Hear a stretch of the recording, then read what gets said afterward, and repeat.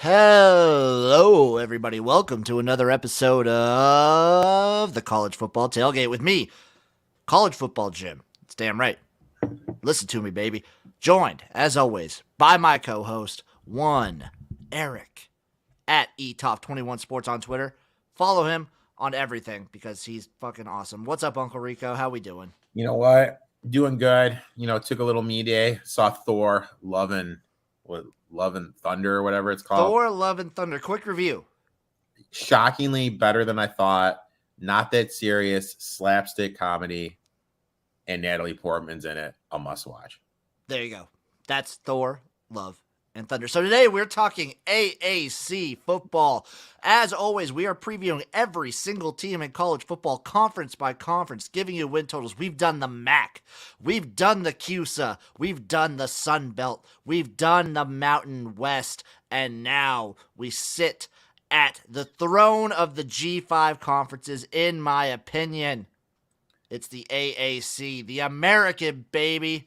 You know what? What better month to do this? Dude. I love the Sun Belt, dude. I'm team Sun Belt, dude. Sun Belt's awesome. Sun Belt is maybe the most fun. Maybe the AAC is a little top heavy, but I think the best teams in the AAC can beat anybody. Hey, buddy, watch your mouth, dude. I love Georgia State. Watch your mouth. We both love Georgia State in this garage. We both love Georgia State. I love me a little Georgia State. Interesting conference this year, dude. Like, very interesting conference. I think it's really top heavy with three teams. Then there's like a good middle, and there's one team that's just absolutely garbage. I think there's two teams that are bad. One team is really bad. I'm not. Are you big on USF? You know what? They got some transfers coming in. They got that quarterback from Baylor. I'm not on the team. I'm not on the train. You're not on the. You're not riding that train. I'm not a USF believer. Okay. All right, we'll see. I mean, I think there's some potential there where they could do good. That's being very generous, but okay. Let's start. We're going in alphabetical order, folks, which means we're starting with Cincinnati, the Bearcats. Win total set at 9 over on DraftKings. The big thing with them, obviously, they're replacing Desmond Ridder. 44-6 at Cincy, which is absolutely huge. Replacing him will be Ben Bryant.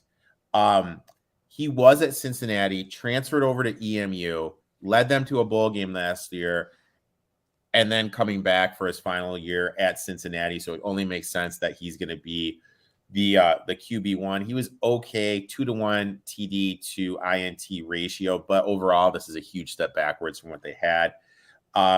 Losing Ridder isn't the only person they're going to have to replace. They're going to have to replace for the running back, over 1,300 yards rushing, MVP of the offense. Replacing him will either be Ryan Montgomery or LSU transfer Corey Kinnear. Neither has too much experience, two combined starts, only a combined 638. So you know what I mean? You don't really know what you're getting out of the running back room. Alex Pierce is gone too, but they added Hawaii transfer Nick Martle. He can go up and catch the ball. He's good. He is really good. He is really good. Offensive line, they return all 5. But this is my issue with Cincy. When I say Cincinnati Bearcats football, what do you just immediately think about? Like recently? Yeah, recently. I honestly, I do think Desmond Ridder. You do? Well, I think defense. I defense too. I think defense, and I think like good QB play. Because, I mean, they're losing Sauce Gardner, Kobe Bryant, and Byron Cook. That's the best 3 from last year. So I really feel this unit is going to be taking a step backwards from where they are. They did bring in Ryan Coe from Delaware. He was second team last conference. So I think their kicking game is going to be a little bit better. It's kind of hard for them to not step back after the year they had. But I mean, like, if I just said you lose the winningest QB in quarterback history, your top wide receiver, your top running back, your studs on MVP defense, of the team, your top 2 DL, and your top 3 DBs, plus you lost your kicker last year. What do you say right away?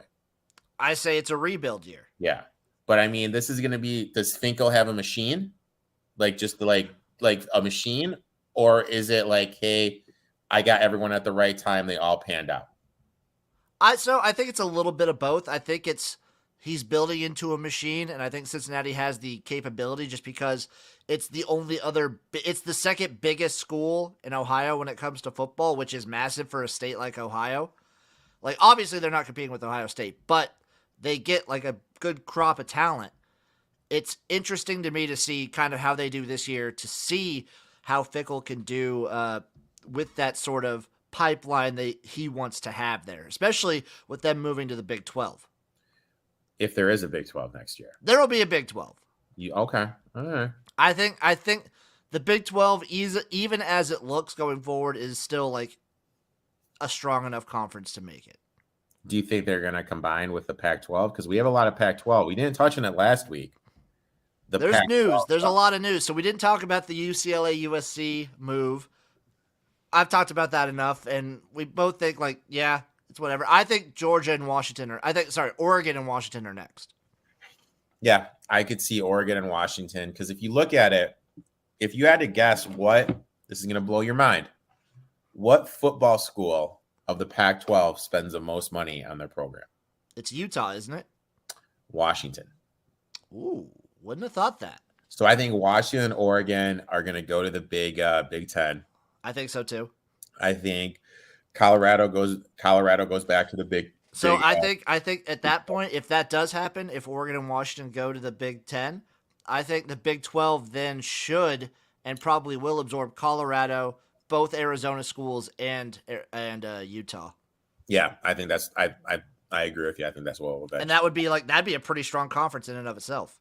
Like, yeah, you don't have the heavy hitters of like a USC, an Ohio State. Like, I'm not putting USC at the same football level as Ohio State, but they still draw a TV audience like that. You don't have that with the Big 12, but you have a lot of really good football teams. Like, you have an Oklahoma State, you have a Cincinnati, you have a UCF, you'd have a Utah, you have a Baylor. Some interesting teams that can draw with some interesting matchups. And also, CBS announced their schedule. They're doing something interesting. Usually we had to search for the CBS Sports Network to get some good Mountain West action. There's some Mountain West games that are getting some run at the 3:30 time. And I kind of think that's interesting because the SEC contract is up. Now, if that happens, that's going to help the Mountain West, which we talked about last week. I think so, too. That could really boost the Mountain West just to get more primetime viewership. I like that. And with like Cincinnati and UCF leaving the AAC, that conference is kind of going to the wayside, in my opinion. Yeah, that conference is going to – but they'll probably poach some combined with the Sun Belt or something like that, yeah. So, you ready to talk some Cincinnati schedule? You know what? Let's talk some Cincinnati schedule. Let's play guess the line in that first game. So the first game that my buddy Uncle Rico has alluded to is at the Arkansas Razorbacks.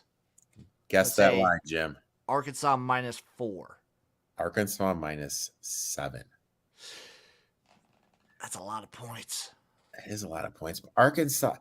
I think Arkansas gets the win. I think Arkansas gets the win. I do. 7's a lot of points. But they're losing a lot, though. You know what I mean? This is a big step up for Bryant, going from playing MAC schools where he had a 2-to-1 ratio to playing an SEC school.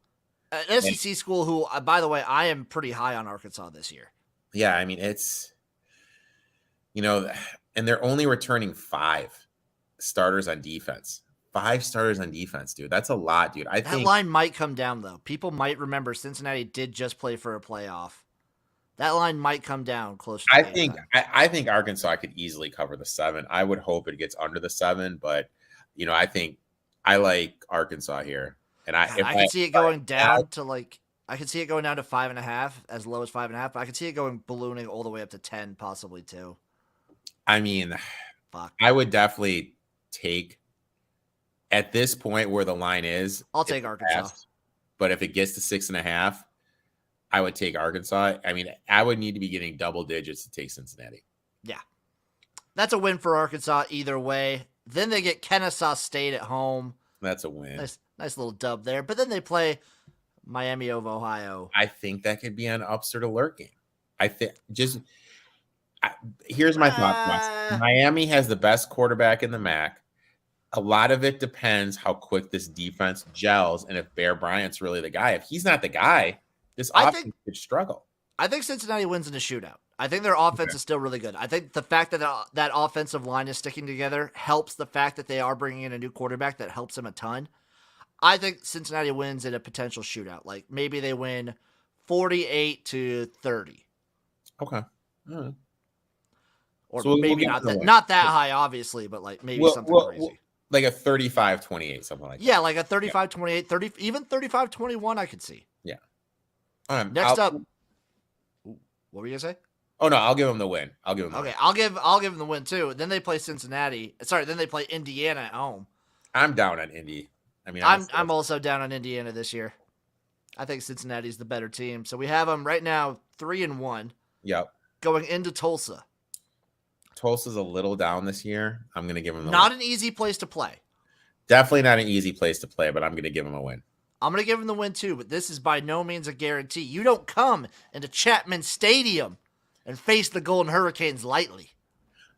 No, that's a tough place to play, especially if they beat Indiana. I know, like, we're a little down. Also, is Tulsa out for revenge potentially for 2020 still? They possibly could be. That's a good point, dude. That is a very good point. Since he ducked him in 2020. They did dunk him, but how many? But that's the thing. Like, you don't know how many of those players are even still there. Yeah, I mean, you're looking at it, dude. Like, Tulsa's only return in 39. This is a very inexperienced team with Tulsa, 6 on both sides. So yeah, I think Cincinnati gets it done. But you're right. It's not a gimme on any means. No, I think Cincinnati gets it done too. But watch this spread because I will probably be betting Tulsa, and then they get USF before the bye week at home. I think that's a win. That's a win. Out of the bye week, they go to SMU. Tough. SMU is very, very sneaky, very under the radar. I think they could lose this game at SMU. So they get at SMU and at UCF back to back. I think at best they split those. At very best they split. I think they very easily could lose both of those, but I think at best they split them. I'm going to say they lose both. I will probably agree with you there. I'm going to probably be high on SMU. I love SMU. So we have them at 3 losses right now. Yep, 5-3. That's rough. Then they get Navy at home after that brutal back-to-back away slate. Navy's always tough. Remember, Navy could have beat them last year. Came down to the last play. I think it's a win. I'm going to give them a win. ECU at home. ECU's another team. ECU's I think feisty. Houston is a great coach, and this is his best team. They have Holton Ahlers, who's been there, it feels like 20 years, and entering his last season. So how about this? Their last 4 games are Navy, ECU, both at home, at Temple, and then Tulane. 2-2. That's what I was going to say, 2-2. So that's 6 wins. They're not going to be that bad. They're not going to be 6 wins bad. I could easily see it, man. I don't know. Like, there's not a fucking chance they're going to be 6 wins bad. So I'm on the under. I don't think they win 9. I think they go like 8-4, 7-5. Okay. I think 6-6 is more likely than 10-2. I think 6-6. So I will say that I don't think they're going to go 6-6, but I will say 6-6 is probably more likely than 10-2, and you're getting plus 110 on that under. Yeah, I would definitely lean to that under. I'll probably play that. I would be investing that under. Up next, the ECU Pirates. Probably one of my favorite logos and like just vibes for a school. You know what? I love me a little Pirates. I still have nightmares. You may remember this. They were playing Florida in a bowl game, and they got into the 5-yard line. It felt like 20 times, only scored 1 touchdown. That's brutal. That sounds like an ECU thing. I In used to reality- love playing them in NCAA 14 and 11 and all that. Oh, I love them.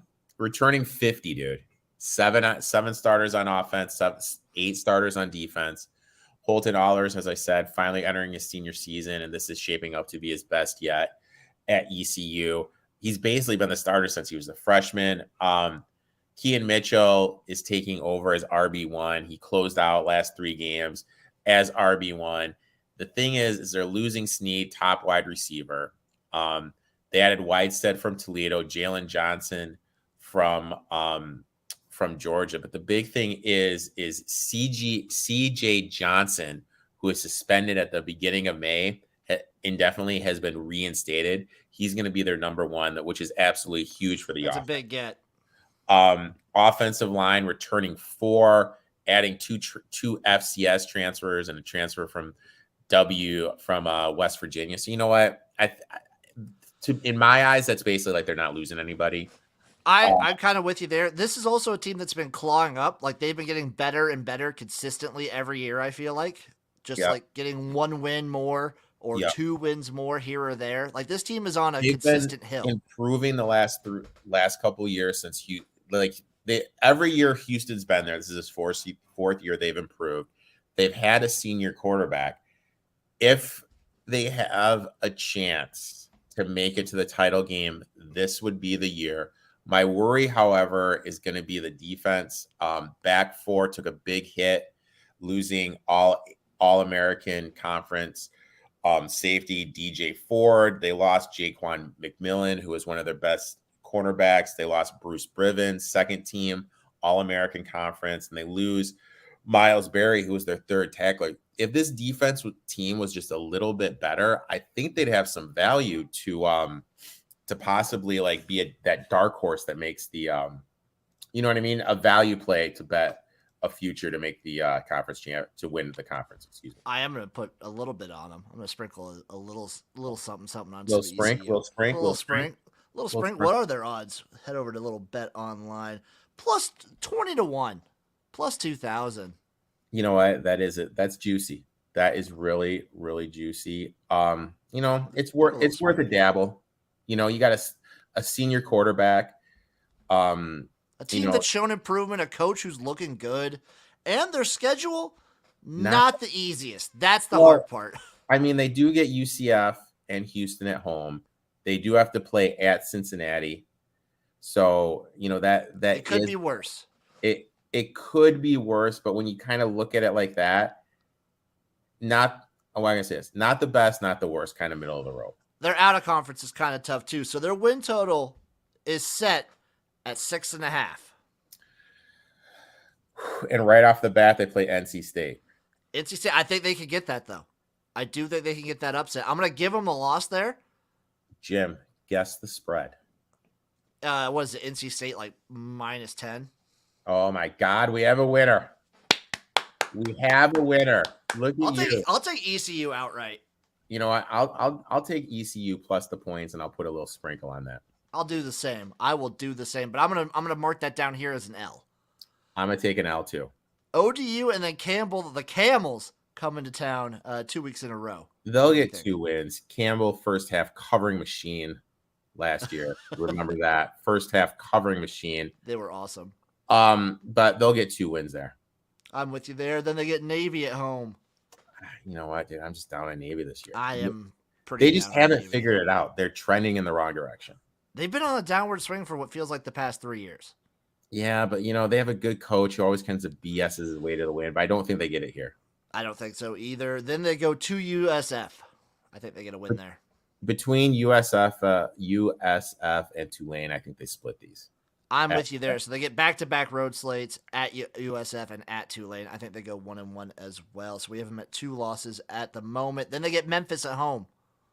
Always a tough one. Memphis has that freshman quarterback entering his sophomore year. All of it kind of depends on them.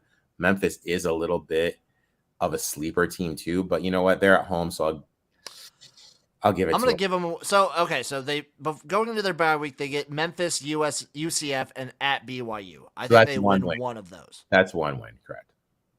Then off of the bye week, they go to Cincinnati. I think they cover. I think they lose though. Yeah. And then that could be an upset to watch though. Like project how both these teams look coming off the bye week. I could see ECU winning that one, but I'm going to give it to Cincinnati. Then Houston at home. ECU is coming off a bye. Cincinnati will not be coming off a bye. Yep. So Houston at home. L, and then at Temple. That's a win. That's a boat race.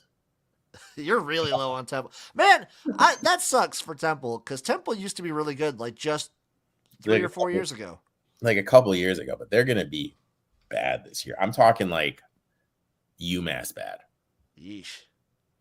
What do you got the ECU Pirates at? 4, 5. Kind of at 6 wins. I got them at 6. I'm going to go over. You know what? Fuck it. I am going to go over on this one because I can see them upsetting a Cincinnati or a Houston. What's the over on that? 6, 6.5? 6.5 is the total right now. Plus 120 on the over, minus 140 on the under. I would lean over. I lean over as well. I am going to bet that. Up next, the Houston football Cougars. I'm gonna just say it up front. I think I'm pretty high on Houston this year. I think they're probably my favorite to win the conference. Houston, another team. You look at them returning 33, 7 on offense, 6 on defense. Clayton Tune's production, the rushing department, it took a hit last year, but that's obviously because he was hurt. He's coming back healthy. I'm a little concerned about the depth. And Jim, remember how I told you how I had a juicy future? Just an absolute juicy future. What is the juicy future? Every quarterback entering their last season has had their best year under Dayton. Okay. If Houston rolls off 10 or 11 wins, I think they're one of the better teams in the AAC. And if they're that team, that Power 5 team that just listen to me, that sneaks into the group of 6, like the New Year's Day 6 Bowl, Clayton Tune, he is going to be in New York at the Heisman. Am I wrong? No, probably. I mean, Desmond Ridder was in New York, and I think Clayton Tune has the potential to be better than Desmond Ridder. And if I'm getting 150 to 1 on the Heisman right now for Clayton Tune, I'm taking that, dude. Am I right? Like, dude, tell me. How much you throwing on there? How much you throwing on there? I'm throwing a quarter you.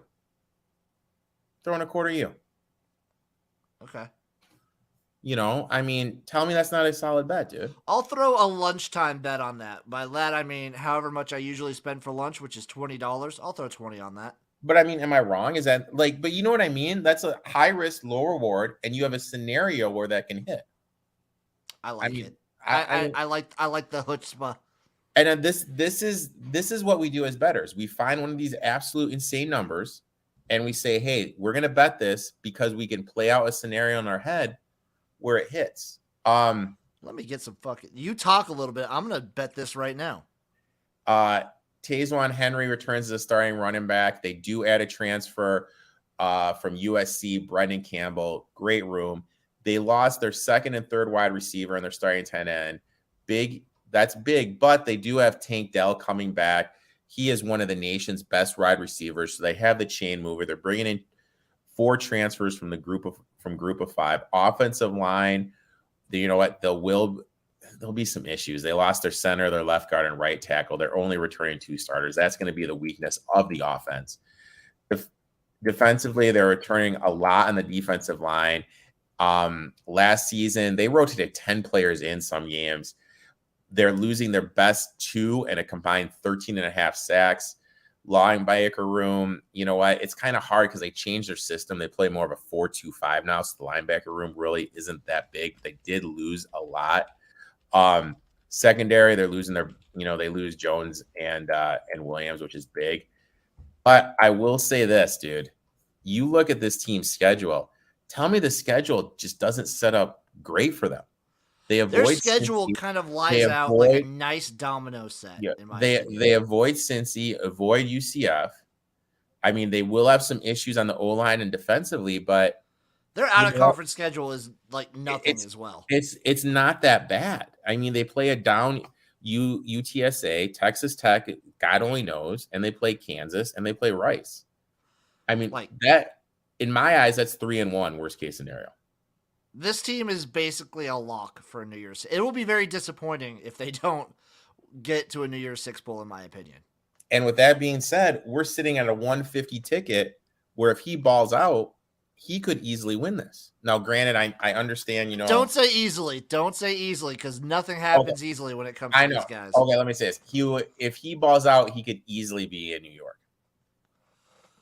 We could be sitting on a 150 to 1 ticket that by the time the season really wraps up is like plus 2,000. Yeah. Or a plus 150 by the time the season ends is a plus 800. And you and I are live streaming our reaction when he loses by 1 vote. Oh, dude, I'd fucking flip. So their win total is set at 9, just like Cincinnati. But unlike Cincinnati, it's 110 both ways. You know what? Let's play the schedule. But I think we're both going to lean a little over here. I think so. So they start off, it sucks, back-to-back road games at UTSA, at Texas Tech. Jim, guess the line. At UTSA, I think Houston is 8-point favorites.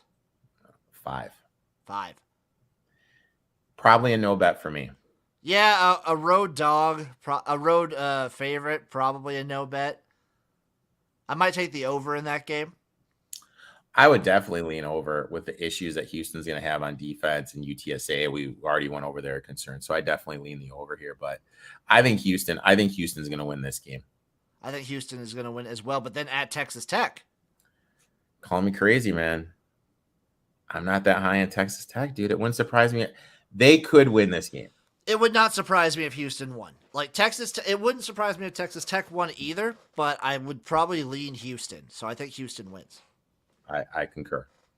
Then they get Kansas at home. I think that's a win. Dude, it's a win. I'm going to tell you, though, I'm going to be high on Kansas this year. Uh-oh. Watch out. Okay, I respect you. I respect you. Rice at home after that. That's a win. That's a win. Tulane at home. If this is in Tulane, I'd be singing a different tune, but I think this is a win. I agree with you 100%. That's a win. At Memphis. Tough game, but Tricky. they're not in a short game. There's not in a short week. And they get a bye week coming up. And they have a bye week coming up. I think if there's a hiccup in the schedule, this is the game. I think at most they lose one game at the start of this season, their first half of the season.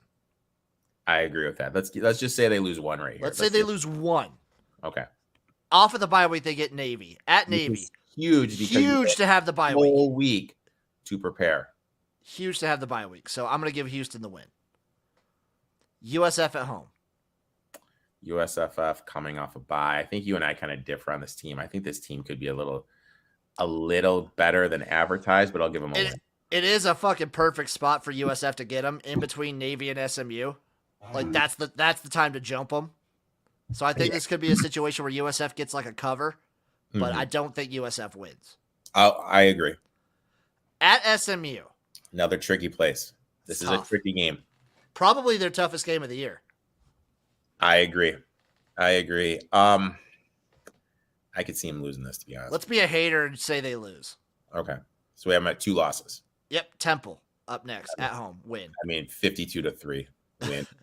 At ECU.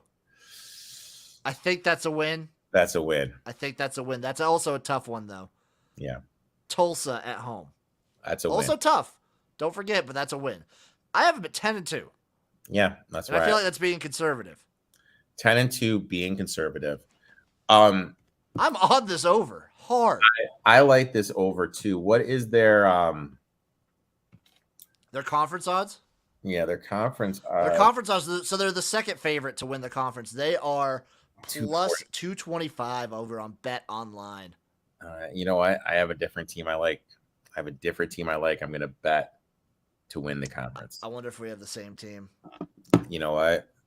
I think we do. We might have the same team. Up next, it is the Memphis Football Tigers. You know what they say about Memphis? You know what they say about the Tigers? They may not win the game, but they will win the fight in the parking lot afterwards. Memphis returning 50, 7 on off, 7 on defense. Really interesting to see how Helen Gang, the quarterback, will make. What step will he make going from his freshman year to his sophomore year? Dude, his freshman year, 3,000 yards, 25 TDs, 8 INTs as a fresh is insane. Running back room, dude, I'll be honest, I have no idea who's going to be starting. All three, their top 3 return, plus they get MAC Freshman of the Year from NYU. Ducker, You know what I mean? Like that's 4 good backs. I have no idea. Like they have a plethora of talent in the running game. Wide receiver room. This is kind of the weakness. They did lose their top 2 guys to the NFL. Third and fourth guys are going to be they're going to have to step up. You know what I mean? You lose that much talent. Backups are going to have to step up. Offensive line, the interior is going to take a hit as they lose their first team all conference right guard, left guard as well. But I will say this, they do have one of the best offensive line coaches in college football. DL, they lose everyone but one starter, and they're changing to a 4-man front, which should be interesting. They do get Allen back, who was their sack leader a year ago, playing linebacker. Wouldn't surprise me if they moved him to defensive line to plug one of those holes. Linebacker room, they're losing first team JJ Russell and Perkins. They're adding a transfer from the Qs, a transfer from Charlotte, who was honorable mention all conference, but I think the linebacker unit takes a big step backwards. Schedule is nice as they get Houston, UCF at home and avoid playing Cincy. You need to remember, you ready for this stat, buddy? What do we got? Since 2017, can you guess their record at home? Was it like 3 losses? 20-2. 2 losses. God, I mean, damn, dude, that's right. insane, dude. The Liberty Bowl's a tough place to play. And you get some funky stuff happening. And remember that game, like how weird shit happens in Memphis. They somehow beat oh my God. Mississippi State. Yeah, dude. And don't get me wrong, I was on Memphis that game with the points and the money line. But there's like some funky stuff. They missed a block in the There was some weird shit going on that game. It was a funky game. But I mean, I really think the whole thing for them is how much can they replace their wide receivers and what's going on with the defense. Offense is good. If their defense can just compete, I think this is a sneaky team this year. I think sneaky is the right word. So before going into this, I was one of the people you talked about. I was sleeping on Memphis. I did not think Memphis was going to be that good. I'm kind of like down on Memphis recently. Maybe that's wrong. Maybe I'm wrong here. Memphis is like usually a fairly consistent benchmark team in the AAC. Yeah, they're like that middle of the tier team. You know what I mean? Like they usually don't dip below 7 wins, and they usually don't go above like 10 more often than not. That's accurate. Yeah, that's basically sums up Memphis football right there. They're pretty consistent. Their win total sit at 7.5, which sounds about right to me. Which sounds like right on cue, to be honest with you. You ready to break down this schedule? You know what? Let's break it down. Revenge spot right off the bat. Revenge spot because they go to Mississippi State. They go to Stark Vegas. Jim, guess that spread. Mississippi State minus 4.5. 16. Jesus. No, give me Memphis. What? I mean, that's just the disrespect on the defense, though. You know what I mean? What has Mississippi State shown to warrant that spread? Yeah, that's true. That's good. Like, I get they're supposed to be really good this year. But that is a big spread. That is a big spread with a good quarterback, explosive offense. But I just don't. First game, losing a ton on defense, dude. And not only losing a ton on defense, but losing talent on defense. I think Memphis loses. I don't think they lose by 3 scores. Yeah. I mean, it's kind of at that number at 16. If this gets higher than 17, I'll be on Memphis. That's my buy. I want Memphis now. I want that on record. I think Mississippi State gets the win, though. Back-to-back road games to start the season sucks because after Mississippi State, they go to Navy. Which is an insanely early conference game. That's rough. I say, oh my God. I think they go 0-2 here. They could easily go 0-2. I think they do. Then they get Arkansas State at home, though. That's a win. I think that's a win. That's a tough win. North Texas at home. Both high on, but I think that's a win. I think that's a win. North Texas is tough, though. That's a very offense-heavy game. Temple at home, win. 3-2. Houston at home at the bounce. That's not the bounce. At the Liberty Bowl. Tough game. I think that's a loss, but tough game. I'll take Memphis plus the points. I'll be on Memphis plus the points there. I will be on Memphis plus the points, but I think Houston gets the win. Then they go to East Carolina and to Tulane back-to-back. Easily 0-2, but I'll give them 1-1. Yeah, I think they split those. Like you said, though, easily could go 0-2. Off of the bye week, they get UCF at home. I think that's a win. I think they jump and get UCF here. Memphis is a team that's great at doing that. They always somehow can jump and get UCF. This is what they do. Yeah, I'll give them the win. Tulsa at home. I'll give them the win. I think that's a win. North Alabama, a nice late season. Nice late season North Alabama. I'll give them a win. That's a win. And then at SMU, I'm going to give them a loss there. Okay, agree. So what do you have them at? 7. I got it at 7-5. Their win total set at 7. Pass. That's like the perfect number. So you know what I'm going to do, folks? I'm going to take, I don't know. The under's minus 140, and I would probably lean under. Yeah, I'm going to pass. That's just too. That's tough. I mean, you're right on it. But I will say this. If you are in a position, I would rather take the over at plus money. Yeah, I could, because I could very easily. The issue is I could see him going 5-7, or I could see them going 9-3. Yeah, I because the over is plus money, I take the over, but I'm not. If you're gonna bet one way, bet the over. I'll say that much. Correct. Stay positive. Positive vibes from Memphis. Up next, it's the Navy football team. We got all the Navy, the midshipmen. Win total set at 4.5. Oh, Navy. Maybe this is the service academy I'm most down on. I mean, you know what? And they play Notre Dame every year. Which sucks. I mean, it absolutely That's like a pencil sucks. in L every year. They're returning 46, 5 offense, 6 defense. Who's going to be the starting quarterback? Let Ty. I think quarterback is more plug and play in the he was the youngest starter ever at Navy, or is it going to be our line who went 3-2 in the last 5 games? My point is, either is capable, but they say if you're starting 2, you don't have a starter. They just need to commit to 1, and that's the QB1 for the whole season. They are returning all their top running backs and scat backs, but they do lose their top 4 fullbacks, which in the option is just absolutely huge. And then it hurts. Our offensive line is going to be vastly improved compared to last year. And we need to remember that the rule that was passed by the service academies, where if your sport requires you to be at a heavier set, you can be at a heavier set. So this bigger line is going to be bigger. They did lose their top 2 centers, which is pretty big. Defensively, they switched to playing more of a 3-3-5 against everyone but Army, which was big for them. Linebacker room, they lost their best player. They did see a lot of underclassmen that saw time, which is going to be huge because now those guys have a year of experience.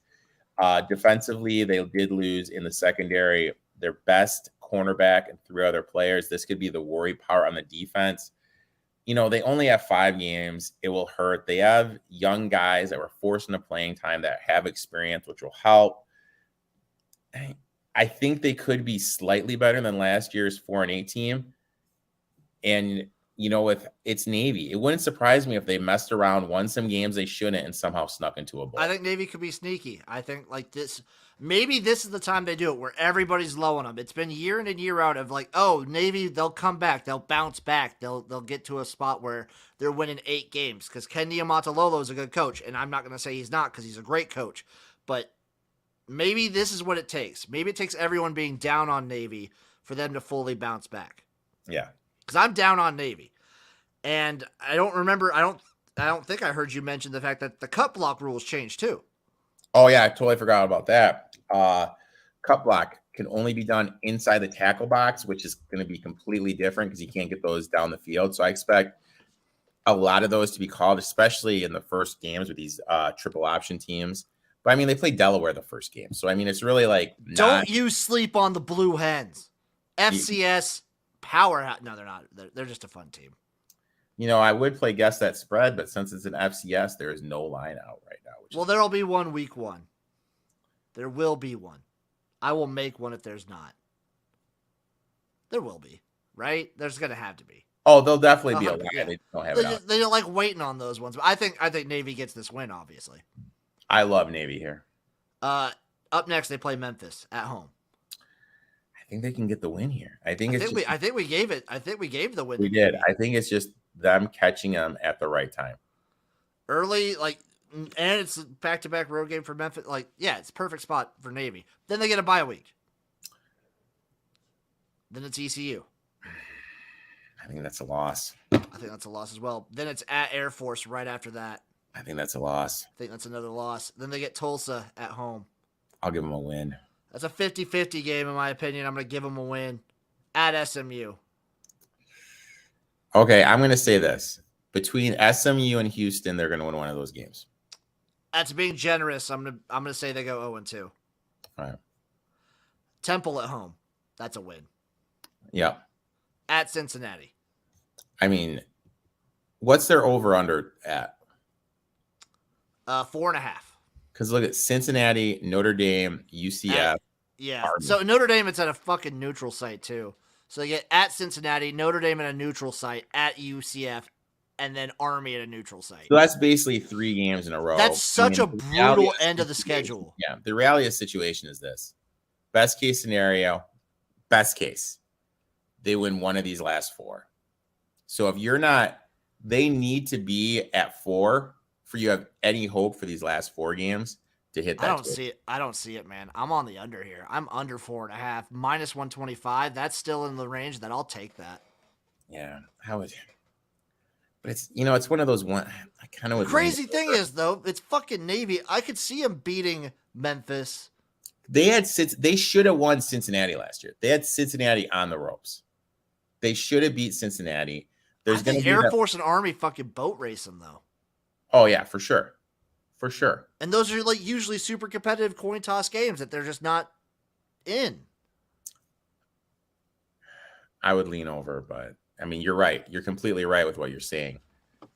All my body is telling me to potentially bet the over, but I'm going to probably end up betting the under. I'll probably end up passing. I'm going to bet the under. Fuck it. I hate the troops. Let's do it, dude. Get a little Uncle Jim betting live on the college football tailgate. God, I will live bet. I'll tell you that much. Up next, after Navy, we have SMU. The Stangs, baby. I love this team so much. This is just a fun fucking team.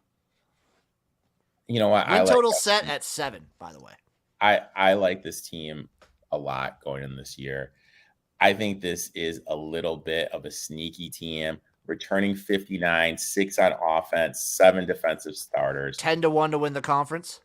Great price. Tanner McCulley is back. He'll be the starter. But if he struggles, I mean, they have Preston Stone could easily take over. And the thing we need to remember about Preston Stone is he picked SMU over Texas. You're not going to pick SMU over Texas unless you're promised, hey, if this guy messes up, it's yours. It's yours the following year. In the backfield, they get an Alabama transfer, Wheaton, which is huge. Wide receiver, tight end group, kind of taking a hit. They're losing 3 starters, losing 3 other top 4 pass catchers. They do have a transfer coming in for Rice, transfer NC State, and a tight end from Michigan State. Offensive line is going to take a hit, losing 2 second-team all-conference players and a left tackle, which is pretty big. When you lose 2 all-conference players and a left tackle, that's massive. That is a big hit. Defensive line, they're losing their nose tackle and DE. Linebacker room is interesting. It can either go one. There's either it's going to be awesome or it's going to be an absolute train wreck. They are returning 2. They're adding some transfers, but they're losing the guy that had the most tackles and their 3rd best tackler. So they are losing guys that can wrap. And you and I both know in college football, if you can just have some guy that can make a tackle in the open field, that's a huge difference. That is just absolutely huge. DBs are going to be the strength. They return their top 8. I mean, you look at their schedule. They get Cincy and Houston at home, play Navy off of a bye. Can you guess what their record is at home since 2019? 2019. I'm going to say they've had 4 losses. 14-2. Dude, Jesus, that's still really good too. I mean, the thing is, look, how their schedule lines up, they're in a position where they can make the conference championship, and at 10-1, that could be an easy hedge opportunity. So this is a pretty good price, but this isn't my future team I'm locking in. So I'm gonna jump on the fact that you said this season for SMU can go one of 2 ways, and I'm 100% in agreement. For me, it either goes they're either fighting for the conference to win the conference, or they're fighting to get to a bowl game. Yep. Yeah. And I could see I just either scenario is just as likely in my opinion. So and let's get into the schedule. Down to their defense, It because really they does. are if these guys that are taking over in the linebacker room, if they can make tackles with what they have on offense, this is going to be pretty good. Yeah, I think they could be pretty good. So they start off at North Texas. Tough ass place to play. Tough way to start your season too. I mean, especially when you lose a lot on defense and you're playing a pretty good offensive team, man. You know what I mean? I'm going to give them the win here, but I could easily see North Texas getting this one. So let me ask you this. If they lose this game to North Texas, could you see the wheels of their season kind of falling off? No. Okay. Can you guess the spread? I would say SMU is probably like an 8-point favorite. You are insanely close. It is a 9. Damn, close. That makes sense. I'd probably take North Texas, though. I'll take North Texas plus the points, but you're right. I think it'd be nice to see that get to 10. Oh, it'd be phenomenal. Anything, it's kind of in that dead zone right now. Yeah. So it's a pass for me right now, but if this can get to a 10, 10.5. Well, I'm sorry it's a pass for you. I like to bet every single game of week 1. So respect. It's a lot. It's a lot down. But that'll be a good one. Then they get Lamar at home. I think that's 2 wins. Yeah. At Maryland. Tough place. Maryland out of conference. It's also Maryland in September. Early season Maryland. Always off to a red hot start. I'll give SMU I'm gonna say a loss here. I'm going to think that's a loss too. TCU, though, up next. And this is always a hard-fought game. And I think right now, I think as it sits, I think SMU's the better team. I agree too. I'll give SMU the win here. I'm going to give them the win too. At UCF before the bye week. That's a loss. That's a coin flip game, in my opinion. That's tough, but I'm going to give them a loss because it's at home for UCF. Off the bye week. They get Navy off of a bye week. That's a nice. win. That's a win. Cincinnati at home. I think that's a loss. It's tough, though. That's a coin flip. Cincinnati is coming off a bye. I'll give it to Cincy. I'm going to give that one to Cincy. At Tulsa after that. That's a terrible spot to get Tulsa. In between Cincinnati and Houston is a terrible spot to get Tulsa. At Tulsa and then Houston, I think they lose both those games. I think they lose 3 in a row right here. I think they lose 3 in a row. At USF is a bounce back, in my opinion. That's I think a win. that win. At Tulane. Tulane's tough, dude. Tulane's tough. Back-to-back away games at Tulane. That's so they finish off at Tulane and then get Memphis at home. I think they go 1-1. Okay. I'll agree with that. So I have them at... I'm at 5. How we did, I have them at 5, but it wouldn't surprise me, dude. I got them at 6. It wouldn't surprise me if they win 8. I think this is a team we don't really lock in a future, but we do look to take them plus the points at Maryland. I also do sprinkle maybe a little bit on them to win the conference. Okay. I'm gonna sit them out, man. 10-1. I'll sprinkle that. I'll sprinkle a little bit of money on that. Little sprinks. Little sprinks for SMU. Up next, the Temple Owls. Hootie who the fuck cares about this team? I mean, can we just say they suck and move on? I mean, so their win total is set at 2.5. I'm on the under. Heavy lean to the under. It's plus money, by the way. The under is plus 110. We can go through the schedule. You don't even really need to talk about this team very much. This is a bad team. I mean, defensive line. What happened? What happened to Temple? DB. Matt You Rule know, left. their That's what DB, happened.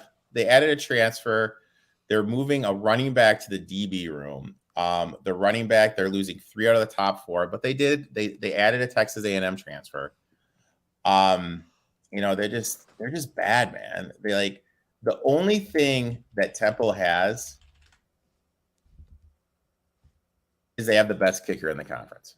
That's the only thing they have going for them. Defensively, they're losing a lot up front. The loss of players is huge. They're adding some transfers, but like I just think the talent is just too much. Why did they hire Rod Carey? I know he's not the coach there anymore, but why on earth did they hire Rod Carey? That's $1 million question, man. That set their program back so far. All right, buddy. I messed up. I immensely apologize. They do not have the best kicker in the league. I was looking at the wrong page. I apologize. That's my bad, people. They suck. They just suck. I'm sorry, Temple. I love you. I loved rooting for you. They're going to be the worst in the conference, and it's not even close. They might be one of the worst teams in the goddamn country. This is the new Kansas. They're so bad. At Duke to start the season. Loss. Lafayette Leopards. Toss up. Lafayette's not like a fantastic FCS, so I'm going to give them a win. Rutgers. Loss. UMass. I think UMass is better than them. That's a loss. At Memphis. Loss. Bye week. At UCF. Loss. Tulsa. Loss. At Navy. Loss. USF. Loss. At Houston. Loss. Cincinnati. Loss. ECU to end the season. They win 1 game tops. Best case scenario, they win 1, returning 47, 7. Give me this under 2.5. No fucking way this team gets to 3 wins. I mean, it would fucking way. I don't even see 3 on here. I mean, unless you count. I don't see 2. I mean, unless they go Duke, Lafayette, and UMass are wins. If they upset Duke week 1, that basically decides the whole thing. Yeah, if they upset Duke week 1, they'll probably hit that over. That's the whole thing then. So, in other words, this is one that you'll know basically whether you've won or lost week 1. So let's say this. What is it juiced at the under right now? Plus 110 on the under. So I would play the under. Minus 130 on the over. I would play the under. Guess what the spread is? Temple at Duke. It's got I don't know. Duke minus. Duke is losing 10. A ton. I know. And they're giving 8. Okay, I was gonna say 10. 8. I'm gonna take Duke in that. Yeah, I'll take Duke. I'd lean Duke here too. Fuck. Temple's really bad. Understand. Ever since Matt Rule left. Do you remember that game they played? They had Notre Dame at home and they almost won. They had your boy PJ Walker. They had. I do remember. God, because I liked that game and it was very fun to watch. And B, I went back and rewatched a bunch of like PJ Walker's college film for the XFL in 2020. I mean, that was a fun game. Unfortunately, though, PJ's not walking through the door. Spoiler alert: he might come back to the XFL. There's some rumors. I doubt it. He's still making a shitload of money as a practice squad or backup guy, but I'd love to see it. I'd love to see it too. This Temple team's so fucking bad. Let's stop talking about him. Up next, it's the Tulane football team, the Green Wave, baby. Maybe like the AAC has strong logos. It's a good conference for logos. The Green Wave and the Pirates of ECU, fantastic. Van freaking tastic. Returning 42. Win total set at 6, by the way. Returning 42. 9 starters on both sides of the ball. All 3 quarterbacks saw time last year because of injuries, but Michael Pratt will be the starter. He hurt his arm in the SMU game last year, missed the whole season. Is this your team? Phenomenal running back room. Tajay Spears, they added a transfer from Colorado. Phenomenal. Wide receivers are returning 5 of their top 6, plus a transfer from Maryland and Notre Dame. Offensive line returning 4 of 5. Defensive line is going to struggle a little bit. They did lose their top 2. Linebackers, they're returning their top 3, adding some transfers, plus they're moving Canley from cornerback to linebacker. Secondary was 117th in college football last year. They're getting transfers in from Duke and Nicholls State. What are those conference odds, Uncle Jim? 40-1. Give me a little sprinkle on the 40-1. I think this team. I can't sprinkle on every team. This is my sprinkle. This is my sprinkle. I think the team is a legit sleeper.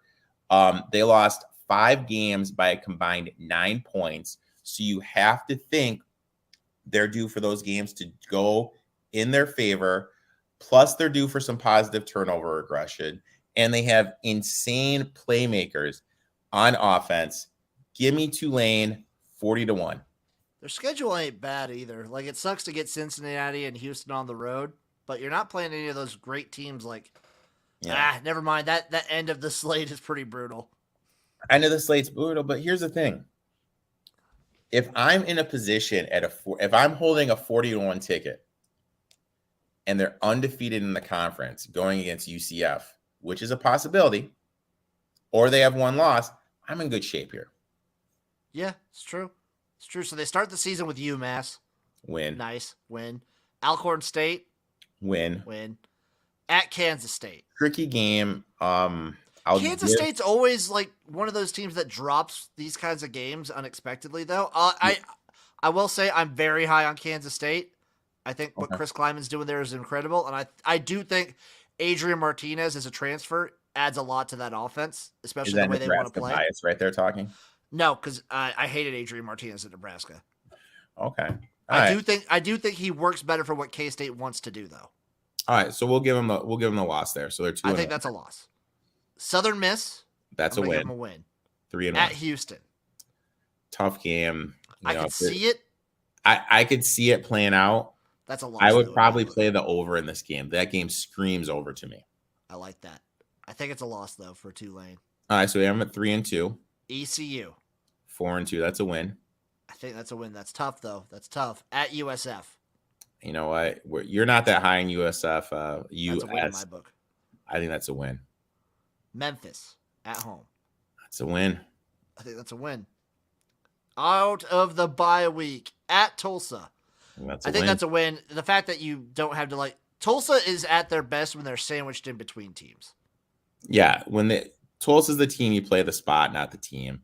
Exactly. Where I'll hypothetically, let's say the Memphis game was before and it went Memphis, Tulsa, UCF, I'd be on Tulsa. I'd be on Tulsa as well. But since they have the bye, I agree with you 100%. Yep. UCF at home after that. Okay. So they finish out their season. The last 3 games. UCF at home, SMU at home, at Cincinnati. Best case scenario, they win 2. I think they go 1-3. To end the season after the bye? Well, no, sorry. So if you include Tulsa with that, I think they go 2-2. Yeah, I agree with that. I think the realistic thing is to go 2-2, but it wouldn't surprise me, dude. This team's got some playmakers, man. They got heart. They got fight. They got playmaker. They got a good coach. They got a fun fucking offense too. You know, I'm gonna sprinkle on that 40-1. Just a small play on the 40-1. I got them at 8 wins. Yeah. What's the over under at 6? Tulane 6 plus 110 on the over. Yeah, I'll take Tulane in the over and for them to win the conference. You know what? I'm gonna sprinkle on another fucking. I have 3 teams sprinkled to win the conference. Uncle Jim not messing around, dude. SMU, ECU, and Tulane. Man, I'll be so happy if it's an ECU Tulane matchup for the finals. I'm gonna be creaming my pants. Dude, you got the drinks if that's the case, buddy. I do. Up next, we have the Tulsa Golden Hurricanes. Win total set at 6 as well. Returning 39, 6 on both sides. Key for the offense is starting quarterback Davis Brin. Dude, 16 INTs last year. If he's turning the ball over that much, this is going to be a long season. Brooks will be the lead running back this year. He's back after torn ACL, but anytime, you know what I mean? But they're losing the team's all-time leading rusher. So that's just a big blow to the offense. You know what I mean? They're losing 3 other top 4 wide receivers, adding a transfer from Kentucky. Offensive line, they lose 3, but they're adding a transfer from Nebraska and Illinois. Defensively, they're losing a lot up front. The loss of player will be big, but they're adding transfers from Colorado and Mississippi State. Linebacker room, best players back, not much else. Everything around it is gone. DBs losing 2 starters is huge, but they are getting their safety Ray back, who only played 5 games last year due to injury. And this is the team with the best kicker in the American. So right there, anytime you got a reliable kicker, I do love that. Can I say something about this Tulsa team, though, real quick? This is a team, I have one of these teams, I think, in what feels like every conference that I absolutely hate the win totals on. I hate betting the win totals for this team. I absolutely love betting them at spots during the season.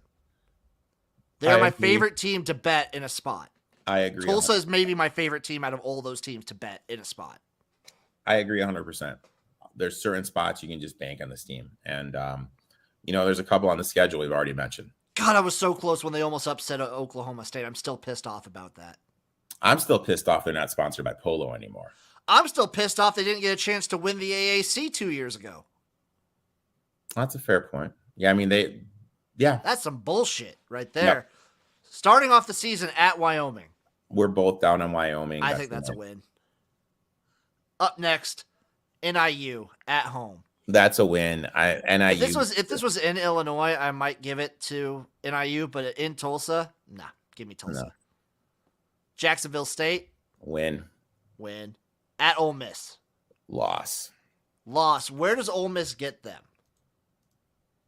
Let me pull up Ole Miss. I'm pulling up their schedule right now. So Ole Miss gets Tulsa in between Georgia Tech and Kentucky. Not the primo spot that I want Tulsa to kind of have them. So that's a loss in my book. Cincinnati up next. That's a loss. At Navy after that. Tough game. I think that's a loss. I think I give that to Navy. Out of the bye week, they get to go to Temple. Yeah. Win. SMU at home up next. I think that's a loss. I think that's a loss too. Tulane at home. And Tulane's coming off the bye. Oh, that's a loss. At Memphis. On a short week. USF at home, though. That's probably a win. Probably a win at Houston to end the season. I got him at 5. I got him at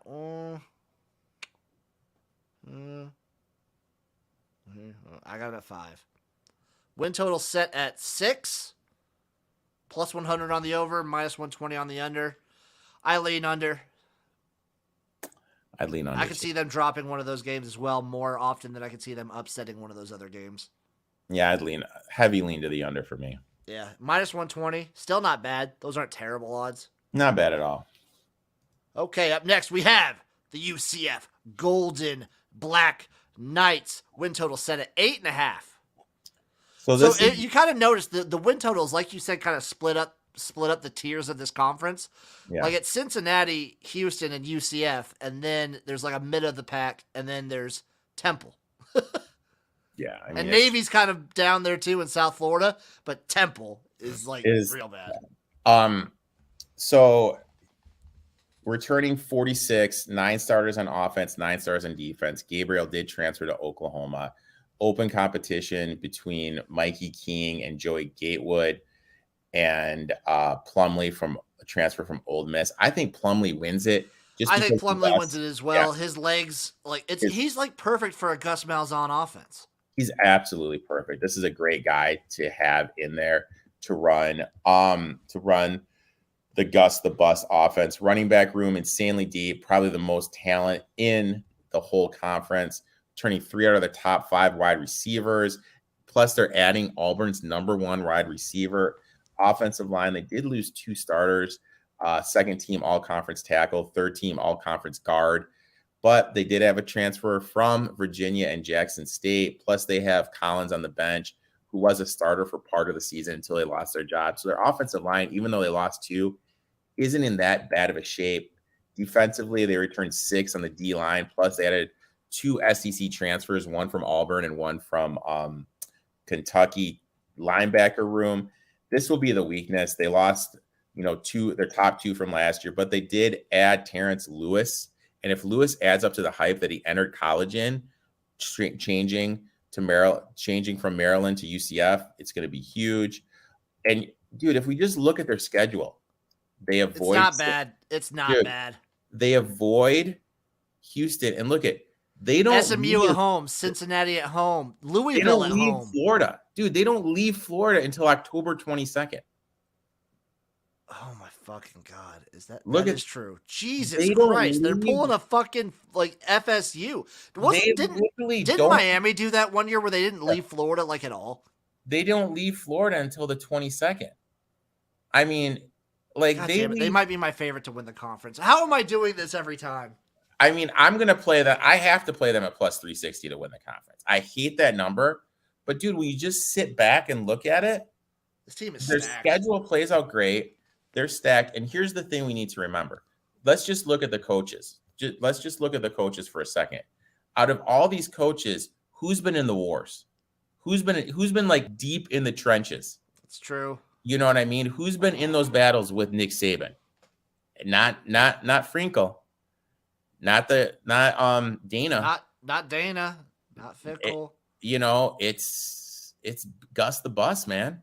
I think this is a serious team. I think they could make the I already said Houston could make it, but I think this team could make a New Year's Day 6 bowl easily. Yeah. Let's break down the schedule. This team's fucking good. SC State opening up, win. Louisville at home, win. I think that's a win. At FAU, win.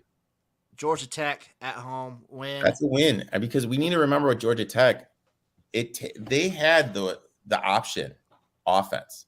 This is year 2. It usually takes 3 years to get all the pieces in there after switching from that option offense. So plus they had COVID to deal with and everything too, while they were switching. That sucked.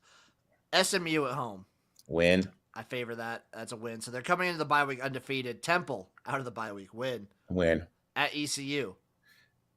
I'm giving them a win because, dude, that Temple game's on Thursday, so they get more time to prepare. Yeah, and if it was sandwiched, if you switch the SMU and Temple games, I'd probably say they lose this. Yeah. But I think they win. Yeah. Cincinnati at home. I favor UCF. Yeah, and it's homecoming, so you know the bounce house is going to be bouncing. Give me UCF. At Memphis. I think they trip up here. They're going to trip up. At Memphis and at Tulane back-to-back, they lose one of those.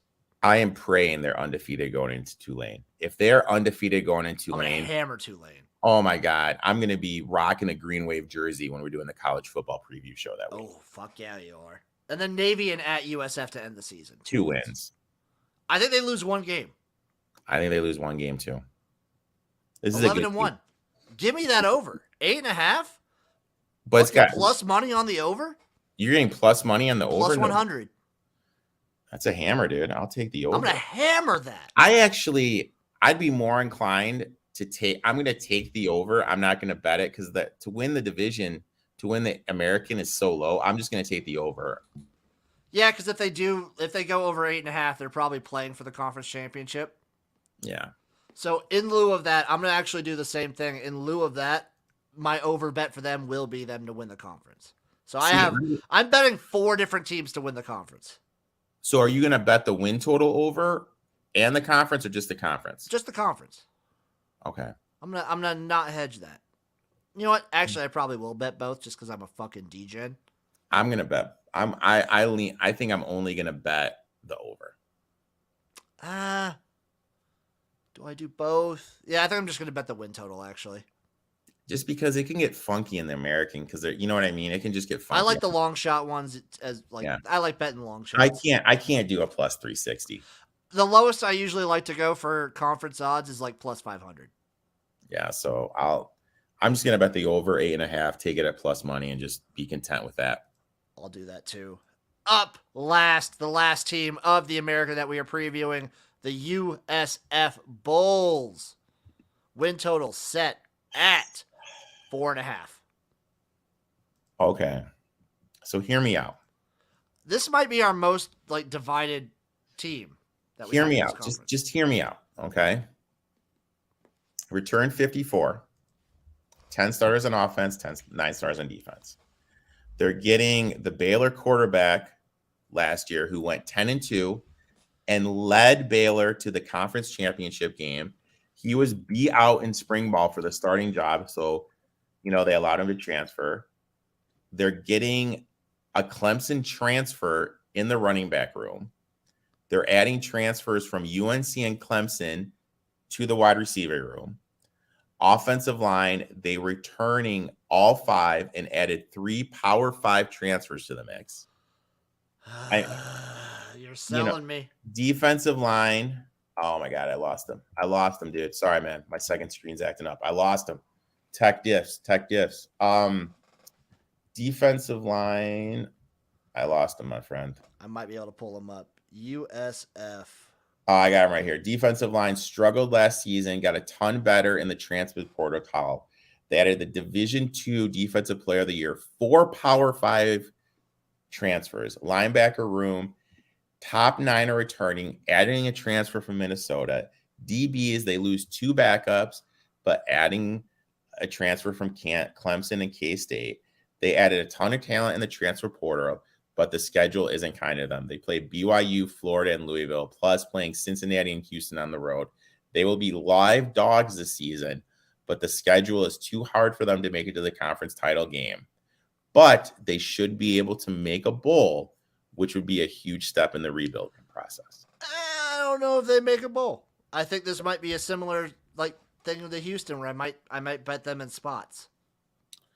Yeah, I think they're live. The schedule's fucking hard, dude. Schedule's brutal. Don't get me wrong. The schedule's brutal. They're 2-10. What's their over under? 4.5. Dude, 4.5. When you return 10 and get a Big 12. Let's go through this schedule and you'll see 4.5. BYU to start the season. Loss. Howard. Win. That's a win. At Florida. Win. You're thinking they upset Florida? No, I'm just messing with you. That's a loss. I would have loved that. I would have loved you laid your nuts on the table like that. I think that's a loss. Could you imagine what Florida would be going through, what the fans would be going through if they lost to USF week 3? Oh my God! After just hiring Napier from Lafayette, it'd be amazing. God, that'd be great. So at Florida and at Louisville, back to back, 2 more losses. ECU. A coin flip game, but I think ECU has too much experience. I'm with you there. I think ECU wins. I think it's a loss for USF. At Cincinnati. Loss. Tulane. They cover. I think they cover, but they lose. Yeah. At Houston out of the bye week. That's a loss. At Temple. Win. That's a win. SMU. They could win that one. I think they lose. At Tulsa. That's probably an L. UCF comes in and fucking boat races them. So I have them at 3 wins. But I just think there's going to be times this year where we're just down on them. They have all this talent coming in. They're just going to be live in certain spots. Like you said, I got them at 2 wins. I got them at 3. I think they're going to be a covering machine. I think they could lose to Temple. Whoa, dude. Yeah. Dude. Pump the brakes, bro. I'm not high on this team whatsoever. Maybe next year I will be. Give them a year. Yeah, that's a lot of transfers. It does take time for transfers to gel. And a new head coach. No, Scott's been there 3 years now. Has he been there 3 years now? What the fuck? Yeah, he's been there 3 years. God, time flies. Never mind then. Damn it. I still don't like this team. They're not good. Okay. I'll probably bet them to cover a bunch of games. Yeah. But they're going to lose. I'm on the under. Pass for me. I'm on the under. Minus 105? Yeah, give me that under. That's the American, baby. What's your favorite? What's your favorite win total? Oh, UCF. Damn it, we had the same one. I'm doing UCF over. Give me Tulane plus the 40-1 to win the conference. And then give me the Houston quarterback, just a sprinkle at 150 to win the Heisman. I love the UCF over 8.5. I love the Temple under 2.5. Love the Temple under 2.5. Just love it. Just love it. Fucking love that play. And I absolutely also love, I do like ECU over 6.5. Yeah, I'd lean that too. Plus 120. I like Yeah, that. Those are probably my 3 win totals I really go after. Yeah. Honestly, I probably go after South Florida under 4.5 as well. Mm-hmm. Like that play. Yeah, And then I'm betting. Just the hate, dude. So much hate. Oh, yeah, I don't like the Bulls. I'm going to sprinkle some on. I like your Tulane. I like ECU at 20-1. I really like SMU at 10-1 to win the conference. Look at you, man. Look at you. I'm gonna throw a little bit of. I'll throw some breakfast money. I'll throw $10 on each one. Where are you going for breakfast? That costs $10, dude. McDonald's. What's your McDonald's breakfast? So my go-to, I have 3 go-tos. I either just do like the number 1, the Egg McMuffin, usually a solid one with a nice little hash brown. I either do that or I do the breakfast burritos. Okay. I actually kind of like their breakfast burritos with salsa. They're terrible, but I love how bad they are and I love them. Or I do the chicken McGriddle. It's a little like chicken and waffles taste, but in a sandwich. Look at you, dude. It's good. I mean, like, I'm just 2 sausage biscuit and 1 hash brown. That's me. That's not bad. That's me. That's all I got for you. So next week we will be previewing the Independents right before we get into like Power 5 season.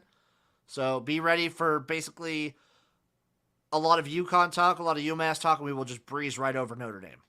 Basically, it's going to be 55 minutes of UMass, probably a solid 45 of UConn, and 2.5 minutes of Notre Dame. No. We still have to like save 10 minutes for BYU. Yeah. 10 minutes for BYU. My bad. And then like Liberty and New Mexico State get nothing. Speaking of Liberty, dude, I sent you that DM, dude.